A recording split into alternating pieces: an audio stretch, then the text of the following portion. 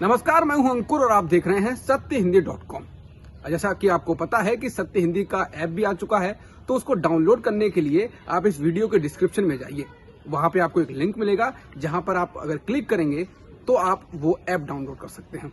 अब एक नजर डाल लेते हैं अब तक की खबरों पर। सुप्रीम कोर्ट ने कृषि कानूनों को अभी लागू होने पर रोक लगा दी है। कोर्ट ने कहा है कि अगले आदेश तक ये कानून लागू नहीं होंगे। इसके साथ ही कोर्ट ने कमेटी बनाने का ऐलान किया है। कोर्ट ने कहा है कि वो अपने मुताबिक इस कमेटी में लोगों का चयन करेगा।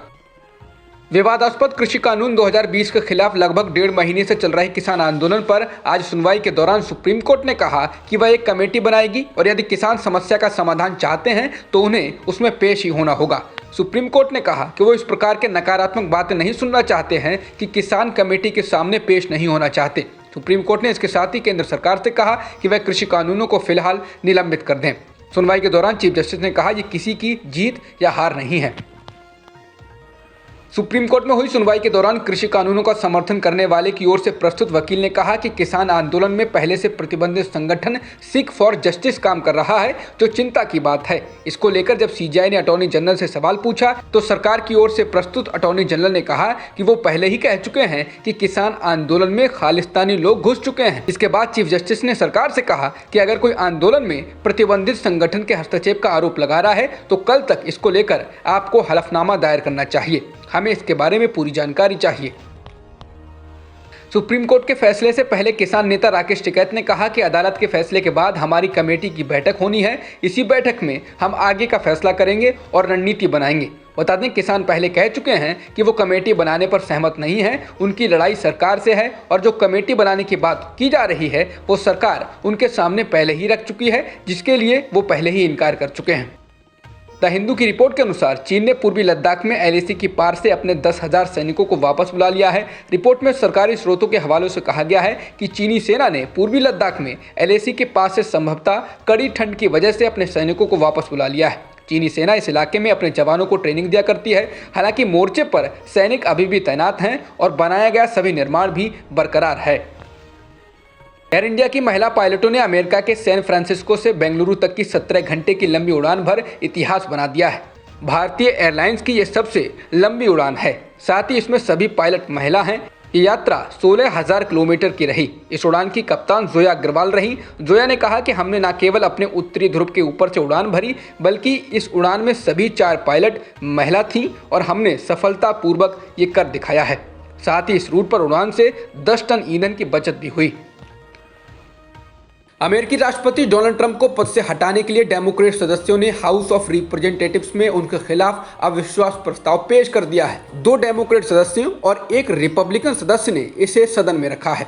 अविश्वास प्रस्ताव में उनके खिलाफ विद्रोह भड़काने का आरोप लगाया गया है।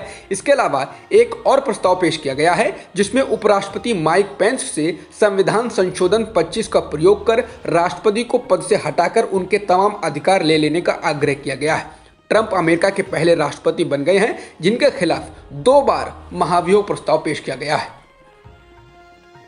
अमेरिका में ट्रंप समर्थक एक बार फिर बड़े स्तर पर हिंसा करने की योजना बना रहे हैं। इसी को लेकर एफबीआई ने चेतावनी दी है कि जो बाइडेन के राष्ट्रपति पद के शपथ ग्रहण समारोह से पहले पूरे अमेरिका में हथियारबंद प्रदर्शन हो सकते हैं।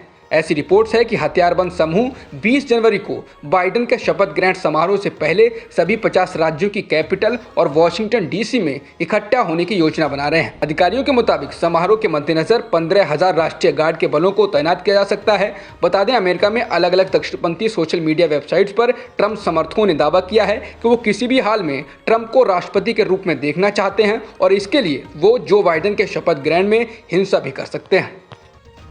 बैडमिंटन खिलाड़ी साइना नेहवाल और एचएस प्रणॉय कोरोना वायरस से संक्रमित पाए गए हैं। दोनों ही खिलाड़ी इस वक्त थाईलैंड की राजधानी बैंकॉक में हैं, जहां ये प्रतियोगिता में हिस्सा लेने पहुंचे थे। बैडमिंटन एसोसिएशन ऑफ इंडिया ने एक प्रेस रिलीज जारी कर इसकी जानकारी दी है और अब दोनों ही खिलाड़ी BWF विश्व टूर्नामेंट में हिस्सा नहीं लेंगे और अस्पताल में उन्हें 10 दिन तक क्वारंटीन में रहना होगा। कोविड-19 की वैक्सीन कोविशील्ड की पहली खेप दिल्ली पहुंच चुकी है। एयर इंडिया, इंडिगो सहित 9 एयरलाइंस के जरिए 56.5 लाख खुराक को देश के अलग अलग हिस्सों में पुणे के सीरम इंस्टीट्यूट से भेजा जा रहा है। बता दें, 16 जनवरी से भारत में टीकाकरण अभियान शुरू किया जाना है।